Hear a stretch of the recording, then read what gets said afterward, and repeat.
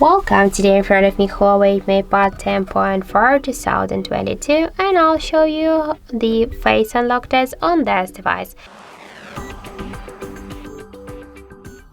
So I just set up my face recognition a couple of minutes ago here, and now I'll try to unlock the device with my face, and we will see how far this feature is and does it works. So let's start.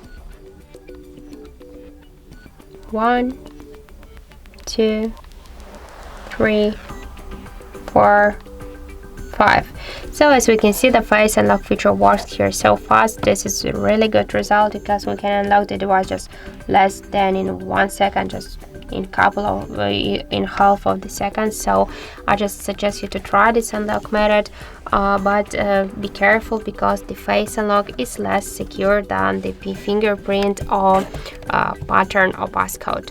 So that's it. Thank you for watching, and if you find this video helpful, don't forget to leave a like, comment and to subscribe our channel.